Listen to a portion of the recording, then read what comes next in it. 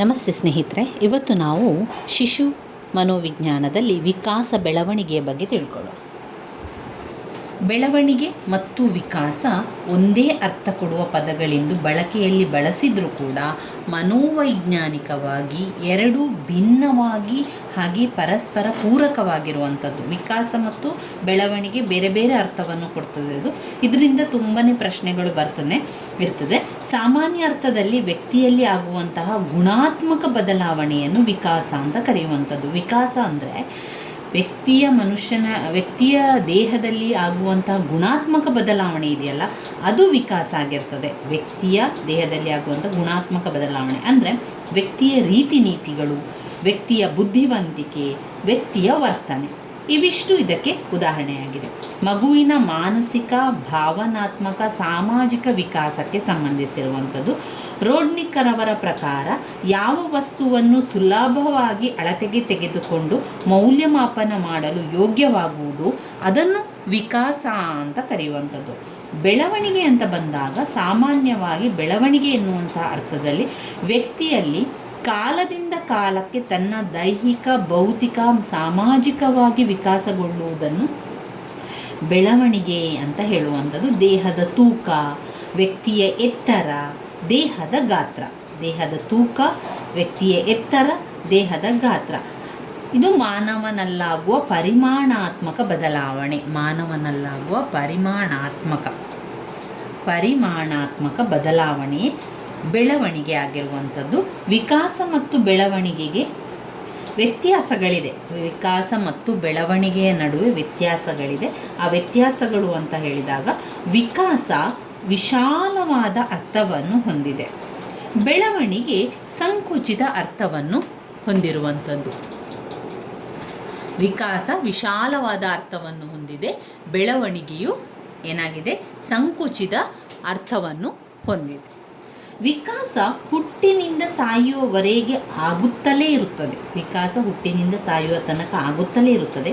ಬೆಳವಣಿಗೆ ಒಂದು ಹಂತದವರೆಗೆ ಆಗುತ್ತದೆ ಮತ್ತೆ ನಿಂತು ಹೋಗುತ್ತದೆ. ಬೆಳವಣಿಗೆ ಒಂದು ಹಂತದವರೆಗೆ ಆಗುತ್ತದೆ ಮತ್ತೆ ನಿಂತು ಹೋಗುತ್ತದೆ. ವಿಕಾಸ ಪರಿಸರವನ್ನು ಅವಲಂಬಿಸಿದೆ. ಬೆಳವಣಿಗೆ ಅನುವಂಶೀಯತೆಯನ್ನು ಅವಲಂಬಿಸಿದೆ. ವಿಕಾಸವನ್ನು ತೀಕ್ಷ್ಣವಾಗಿ ಗಮನಿಸಿದಾಗ ಮಾತ್ರ ನಮಗೆ ವಿಕಾಸದ ಅರಿವು ಆಗುತ್ತದೆ. ಬರಿಗಣ್ಣಿನಿಂದ ನೋಡಿದಾಗಲೇ ಬೆಳವಣಿಗೆಯ ಅರಿವು ಉಂಟಾಗುತ್ತದೆ. ವಿಕಾಸ ಗುಣಾತ್ಮಕ ಬದಲಾವಣೆಗೆ ಸಂಬಂಧಿಸಿದೆ. ಬೆಳವಣಿಗೆ ಪರಿಮಾಣಾತ್ಮಕ ಬದಲಾವಣೆಗೆ ಸಂಬಂಧಿಸಿದೆ. ವಿಕಾಸ ಅಂಗಗಳ ಬೆಳವಣಿಗೆ ಆಗದಿದ್ದರೂ ವಿಕಾಸ ಆಗುತ್ತಲೇ ಇರುತ್ತದೆ. ಆದರೆ ಬೆಳವಣಿಗೆ ವಿಕಾಸದ ಒಂದು ಭಾಗವಾಗಿದೆ. ವಿಕಾಸವು ವ್ಯಕ್ತಿಯ ಭೌತಿಕ ಮತ್ತು ಆಂತರಿಕ ಬೆಳವಣಿಗೆಗೆ ಸಂಬಂಧಿಸಿದೆ. ಬೆಳವಣಿಗೆ ವ್ಯಕ್ತಿಯ ಭೌತಿಕ ಅಂಶಗಳ ಬೆಳವಣಿಗೆಗೆ ಮಾತ್ರ ಸಂಬಂಧಿಸಿದೆ. ವಿಕಾಸವನ್ನು ಅಳತೆ ಮಾಡಲು ಸಾಧ್ಯವಿಲ್ಲ, ಬೆಳವಣಿಗೆಯನ್ನು ಅಳತೆ ಮಾಡಲು ಸಾಧ್ಯವಿದೆ. ಬೆಳವಣಿಗೆಯನ್ನು ಅಳತೆ ಮಾಡಲು ಸಾಧ್ಯವಿದೆ.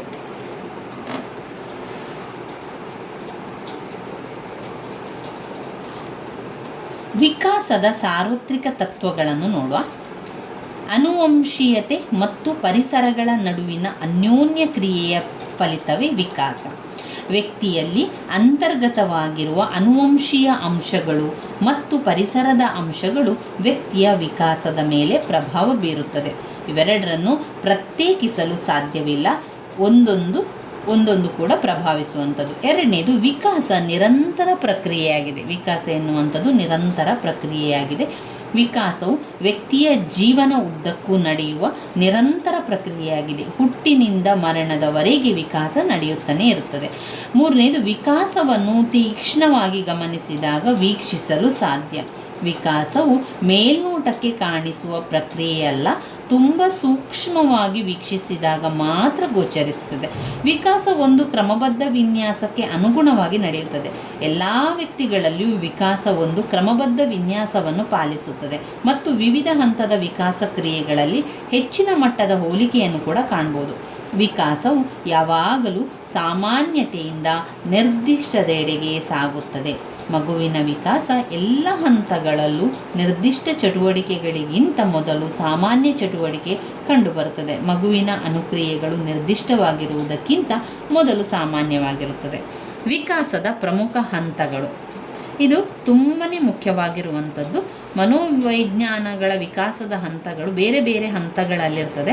ಅವುಗಳನ್ನು ನಾವು ಸರಿಯಾಗಿ ತಿಳ್ಕೊಳ್ಬೇಕು. ಯಾಕಂದರೆ ಈ ಒಂದು ಶಿಶು ಮನೋವಿಜ್ಞಾನ ಪರೀಕ್ಷೆಗಳಲ್ಲಿ ಅವರು ಈ ಒಂದು ಪ್ರಶ್ನೆಗಳು ಕೇಳಿಯೇ ಕೇಳುವಂತಹ ಪ್ರಶ್ನೆ, ಅದರಲ್ಲಿ ಬೇರೆ ಬೇರೆ ರೀತಿಯಲ್ಲಿ ಅವರು ಅದನ್ನು ತಿರುಗಿಸಿ ನಮಗೆ ಪ್ರಶ್ನೆಗಳನ್ನು ಕೇಳ್ತಾರೆ. ಅದರಿಂದ ನಮಗೆ ಅದನ್ನು ಸರಿಯಾಗಿ ಗೊತ್ತಿದ್ದರೆ ಎಲ್ಲವನ್ನು ಕೂಡ ಬರೀಲಿಕ್ಕೆ ಸಾಧ್ಯ ಆಗ್ತದೆ. ಮೊದಲಿಗೆ ಪ್ರಸವ ಪೂರ್ವ ಹಂತ ಅಂದರೆ ಗರ್ಭಧಾರಣೆಯಿಂದ ಜನನದವರೆಗೆ ಪ್ರಸವ ಪೂರ್ವ ಹಂತ ಅಂತ ಇರುವಂಥದ್ದು. ನಂತರ ಬರುವಂಥದ್ದು ಶೈಶವಾವಸ್ಥೆಯ ಹಂತ. 0ಯಿಂದ 2 ವರ್ಷ ಅಂದರೆ ಹುಟ್ಟಿನಿಂದ 2 ವರ್ಷದ ತನಕ ಆ ಮಗು ಶೈಶವಾವಸ್ಥೆಯ ಹಂತದಲ್ಲಿರುವಂಥದ್ದು. ಜನನದಿಂದ 2 ವಾರಗಳವರೆಗೆ ಹುಟ್ಟಿನಿಂದ 2 ವಾರಗಳ ತನಕ ಶೈಶವಾವಸ್ಥೆಯ ಹಂತ. ನಂತರ 3ನೇದು ಹಸುಳೆತನ. 2ರಿಂದ 1 ಅಂದರೆ 2ನೇ ವಾರದಿಂದ 2 ವರ್ಷದವರೆಗೆ ಅಂತ ಬರ್ತದೆ ಇಲ್ಲಿ. 2 ವರ್ಷದ ತನಕ, 2 ವಾರದಿಂದ 2 ವರ್ಷದ ತನಕ ಹಸುಳೆತನ. ಪೂರ್ವ ಬಾಲ್ಯದ ಹಂತ. 2 ವರ್ಷದಿಂದ 6 ವರ್ಷದ ತನಕ ಪೂರ್ವ ಬಾಲ್ಯದ ಹಂತ. 2 ವರ್ಷದಿಂದ 6 ವರ್ಷದ ತನಕ ಪೂರ್ವ ಬಾಲ್ಯದ ಹಂತ. ಉತ್ತರ ಬಾಲ್ಯದ ಹಂತ. 6 ವರ್ಷದಿಂದ 12 ವರ್ಷ ತನಕ ಉತ್ತರ ಬಾಲ್ಯದ ಹಂತ. ನಂತರ ಬರುವಂಥದ್ದೇ ಲೈಂಗಿಕ ಪಕ್ವತೆಯ ಹಂತ. 12 ವರ್ಷದಿಂದ 14ನೇ ವರ್ಷದ ತನಕ ಲೈಂಗಿಕ ಪಕ್ವತೆಯ ಹಂತ. ಇನ್ನು ತಾರುಣ್ಯದ ಹಂತ. 14 ವರ್ಷದಿಂದ 18 ವರ್ಷದ ತನಕ ತಾರುಣ್ಯದ ಹಂತ. 18 ವರ್ಷದಿಂದ 48 ವರ್ಷದ ತನಕ ವಯಸ್ಕತನ ಬರ್ತದೆ. ಮಧ್ಯವಯಸ್ಕ ಅಂತ ಬಂದಾಗ 40ರಿಂದ 60 ವರ್ಷದ ತನಕ ಮಧ್ಯವಯಸ್ಕ. ವೃದ್ಧಾಪ್ಯ. 60 ವರ್ಷದಿಂದ ಮೇಲ್ಪಟ್ಟವರು ವೃದ್ಧಾಪ್ಯದ ವಿಷಯಕ್ಕೆ ಬರ್ತಾರೆ. ಇದು ವಿಕಾಸದ ಪ್ರಮುಖ ಹಂತಗಳಾಗಿರುವಂಥದ್ದು. 0ಯಿಂದ 2 ವಾರ, 2 ವಾರದಿಂದ 2 ವರ್ಷ, 2 ವರ್ಷದಿಂದ 6 ವರ್ಷ, 6 ವರ್ಷದಿಂದ 12 ವರ್ಷ, 12 ವರ್ಷದಿಂದ 14 ವರ್ಷ, 14 ವರ್ಷದಿಂದ 18 ವರ್ಷ, 18 ವರ್ಷದಿಂದ 40 ವರ್ಷ, 40ರಿಂದ 60 ವರ್ಷ, 60ರಿಂದ ಮೇಲ್ಪಟ್ಟು ಸಾವಿನ ತನಕ. ಹೀಗೆ ಅಧ್ಯಯನದ ಅನುಕೂಲಕ್ಕಾಗಿ ವಿಕಾಸದ ಹಂತಗಳನ್ನು 10 ಭಾಗಗಳಾಗಿ ವಿಂಗಡಿಸಲಾಗಿದೆ. ಪಿಯಾಜೆಯವರ ಜ್ಞಾನಾತ್ಮಕ ವಿಕಾಸ. ಪಿಯಾಜೆಯವರು ಯಾವ ವಿಕಾಸವನ್ನು ಹೇಳಿದ್ದಾರೆ? ಜ್ಞಾನಾತ್ಮಕ ವಿಕಾಸದ ಬಗ್ಗೆ ಹೇಳಿದ್ದಾರೆ ಪಿಯಾಜೆಯವರು. ಅವರ ಪ್ರಕಾರ ಪಿಯಾಜೆಯವರು 4 ಹಂತಗಳಲ್ಲಿ ಜ್ಞಾನಾತ್ಮಕ ವಿಕಾಸವನ್ನು ವಿವರಿಸಿದ್ದಾರೆ. 4 ಹಂತಗಳಲ್ಲಿ ಅದೆಲ್ಲ ಯಾವುದು ಅಂದರೆ ಸಂವೇದನಾ ಗತಿ ಹಂತ. ಆ 4 ಹಂತಗಳು ಸಂವೇದನಾ ಗತಿ ಹಂತ, ಕಾರ್ಯಪೂರ್ವದ ಹಂತ, ಮೂರ್ತ ಕಾರ್ಯಗಳ ಹಂತ, ಔಪಚಾರಿಕ ಕಾರ್ಯಗಳ ಹಂತ. ಮೊದಲನೇದಾಗಿ ಸಂವೇದನಾ ಗತಿ ಹಂತ. 0ಯಿಂದ 2 ವರ್ಷಗಳವರೆಗೆ ಸಂವೇದನಾ ಗತಿ ಹಂತ ಬರ್ತದೆ. ಇದರಲ್ಲಿ ಆಲೋಚನೆ, ಮಕ್ಕಳಿಗೆ ಯಾವುದೇ ಆಲೋಚನೆ ಇರುವುದಿಲ್ಲ. ಕೆಲವು ದಿನಗಳ ನಂತರ ಆಧಾರದ ಮೇಲೆ ಆಲೋಚನೆ ಉದ್ಭವ ಆಗ್ತದೆ. ವಸ್ತು ಶಾಶ್ವತತೆಯ ತತ್ವವನ್ನು ಹೊಂದಿರ್ತದೆ. ಒಂದು ವಸ್ತು ಶಾಶ್ವತವಾಗಿದೆ, ಅದಕ್ಕೆ ಜೀವ ಇದೆ ಅಂತ ಅಂದ್ಕೊಳ್ತಾರೆ. 0ಯಿಂದ 2 ವರ್ಷ ಸಂವೇದನಾ ಗತಿ ಹಂತದಲ್ಲಿ ಮಕ್ಕಳು ಯಾವುದರ ಬಗ್ಗೆ ಕೂಡ ಆಲೋಚನೆ ಮಾಡೋದಿಲ್ಲ. ಒಂದು ವಸ್ತುವಿಗೆ ಜೀವ ಇದೆ, ಅದು ಶಾಶ್ವತವಾಗಿದೆ ಅಂತವೇ ಅಂದ್ಕೊಳ್ತಾರೆ. ಒಂದು ಕಾರು, ಆಟದ ಸಾಮಗ್ರಿ ಕಾರು, ಅದಕ್ಕೆ ಜೀವ ಇದೆ, ಅದು ನಿಜವಾದ ಕಾರು ಎನ್ನುವಂತಹ ಶಾಶ್ವತ ಆಲೋಚನೆಯನ್ನು ಮಾಡಿರ್ತದೆ. ಸಂಖ್ಯಾಶಾಸ್ತ್ರದ ಗಂಧವೇ ಗೊತ್ತಿರೋದಿಲ್ಲ, ಯಾವುದೇ ತರ್ಕ ಕೂಡ ಇರೋದಿಲ್ಲ, ಸಮಸ್ಯೆಯ ಪರಿಹಾರ ಇರೋದಿಲ್ಲ. ಇಲ್ಲಿ ಯಾವುದೇ ರೀತಿಯ ಸಮಸ್ಯೆ ಪರಿಹಾರ ಇರೋದಿಲ್ಲ, ಯಾವುದೇ ತರ್ಕ ಕೂಡ ಇರೋದಿಲ್ಲ. ಸಂಖ್ಯಾಶಾಸ್ತ್ರದ ಗಂಧವೇ ಮಕ್ಕಳು ಅಂದರೆ ಅದರ ಬಗ್ಗೆ ಅವರಿಗೆ ಯಾವ ಆಲೋಚನೆ ಕೂಡ ಇಲ್ಲದೇ ಇರುವಂತಹ ಹಂತವೇ ಸಂವೇದನಾ ಗತಿ ಹಂತ. ವಸ್ತುವನ್ನು ಶಾಶ್ವತದ ತತ್ವದ ಆಧಾರದ ಮೇಲೆ ಅವರು ಯೋಚನೆಯನ್ನು ಮಾಡ್ತಾರೆ. ಅಮೂರ್ತ ಆಲೋಚನೆ ಇರುವುದಿಲ್ಲ. ಕಾರ್ಯಪೂರ್ವದ ಹಂತ. ಇಲ್ಲಿ 2 ವರ್ಷದಿಂದ 7 ವರ್ಷದ ತನಕ ಕಾರ್ಯಪೂರ್ವದ ಹಂತ. ಈ ಹಂತದಲ್ಲಿ ಅವರು ಚಿಹ್ನೆಗಳ ರೂಪದಲ್ಲಿ ಎಲ್ಲವನ್ನೂ ಇಟ್ಟುಕೊಂಡು ಆಡುತ್ತಾ ಇರುತ್ತಾರೆ. ಇಟ್ಟಿಗೆ, ಬಸ್, ಇಟ್ಟಿಗೆಯನ್ನು ಬಸ್ ಅಂತ ಅಂದ್ಕೊಳ್ಳುವಂಥದ್ದು, ಒಂದು ಕಲ್ಲನ್ನು ಒಂದು ಕಾರ್ ಅಂತ ಅಂದ್ಕೊಳ್ಳುವಂಥದ್ದು. ಈ ರೀತಿಯಾಗಿ ಚಿಹ್ನೆಯ ರೂಪದಲ್ಲಿ ಆಟವಾಡ್ತಾರೆ. ವಸ್ತುಗಳು ಸಂರಕ್ಷಣಾ ತತ್ವ ಇರ್ತದೆ, ತರ್ಕ ಇರಲ್ಲ. ಸಂಖ್ಯಾಶಾಸ್ತ್ರದ ಪರಿಕಲ್ಪನೆ ಸ್ವಲ್ಪ ಮಟ್ಟಿಗೆಲ್ಲ ಬರಲಿಕ್ಕೆ ಆರಂಭ ಆಗ್ತದೆ, ಯಾಕಂದರೆ ಶಾಲೆಗೆ ಹೋಗುವಂಥ ಸಮಯ ಆಗಿರ್ತದೆ. ಅಮೂರ್ತ ಆಲೋಚನೆಗಳ ಶಕ್ತಿ ಇರುವುದಿಲ್ಲ ಅಲ್ಲಿ ಕೂಡ ಅವರಿಗೆ ಅಮೂರ್ತವಾಗಿ ಆಲೋಚನೆಯನ್ನು ಅವರು ಮಾಡುವುದಿಲ್ಲ. ಇನ್ನು ಬರುವಂಥದ್ದು ಮೂರ್ತ ಕಾರ್ಯಗಳ ಹಂತ. ಇನ್ನು 7 ವರ್ಷದಿಂದ 11 ವರ್ಷಗಳ ಕಾಲಾವಧಿ ಇದು ಮೂರ್ತ ಕಾರ್ಯಗಳ ಹಂತ. ಇಲ್ಲಿ ಅವರು ಭಾಷೆಯ ಸಾಮರ್ಥ್ಯವನ್ನು ಬೆಳೆಸ್ತಾರೆ, ಅರ್ಥ ಮಾಡಿಕೊಳ್ಳುವ ಶಕ್ತಿ ಇದೆ ಅವರಿಗೆ, ಸಂಖ್ಯಾಶಾಸ್ತ್ರ ಸಂಪೂರ್ಣ ಗೊತ್ತಾಗ್ತದೆ, ವಿಷಯದ ಬಗ್ಗೆ ಯೋಚನೆ ಮಾಡ್ತಾರೆ. ಇದೆಲ್ಲ ಕೂಡ ಬರುವಂಥದ್ದು ಮೂರ್ತ ಕಾರ್ಯಗಳ ಹಂತದಲ್ಲಿ. ಕೊನೆಯದಾದ ಹಂತ ಔಪಚಾರಿಕ ಕಾರ್ಯಗಳ ಹಂತ. 11 ವರ್ಷದಿಂದ ಮೇಲ್ಪಟ್ಟವರು ಔಪಚಾರಿಕ ಕಾರ್ಯಗಳ ಹಂತ. ಈ 3 ಹಂತಗಳು ಸರಿಯಾಗಿ ನಡೆದಿದ್ದರೆ ಈ ಹಂತವು ಮಗುವಿಗೆ ಮತ್ತಷ್ಟು ಪ್ರೇರಣೆಯನ್ನು ಕೊಡ್ತದೆ, ಸಹಾಯವನ್ನು ಮಾಡ್ತದೆ. ಅರ್ಥ ಮಾಡಿಕೊಳ್ಳುವ ಶಕ್ತಿ ಇರ್ತದೆ, ಭಾಷೆ ಬಗ್ಗೆ ಅರಿವು ಇರ್ತದೆ, ಸಮಸ್ಯೆ ಪರಿಹಾರ ಮಾಡುವ ಸಾಮರ್ಥ್ಯ ಇರ್ತಾರೆ, ತರ್ಕಬದ್ಧ ಆಲೋಚನೆ ಕೂಡ ಇರ್ತದೆ. ಈ ಒಂದು ಹಂತದಲ್ಲಿ ಅಂದರೆ 11 ವರ್ಷದಿಂದ ಮೇಲ್ಪಟ್ಟವರು ಔಪಚಾರಿಕ ಹಂತದಲ್ಲಿ ತರ್ಕ ಮಾಡ್ತಾರೆ, ಆಲೋಚನೆಯನ್ನು ಮಾಡ್ತಾರೆ, ತರ್ಕಬದ್ಧ ಆಲೋಚನೆ ಇರ್ತದೆ, ಸಮಸ್ಯೆ ಪರಿಹಾರ ಮಾಡುವಂಥ ಸಾಮರ್ಥ್ಯ ಅವರಲ್ಲಿರ್ತದೆ, ಭಾಷೆ ಬಗ್ಗೆ ಅರಿವು ಇರ್ತದೆ, ಅರ್ಥ ಮಾಡಿಕೊಳ್ಳುವಂತಹ ಶಕ್ತಿ ಇರ್ತದೆ. ಇದೆಲ್ಲ ಇರುವಂಥದ್ದು ಔಪಚಾರಿಕ ಕಾರ್ಯಗಳ ಹಂತದಲ್ಲಿ.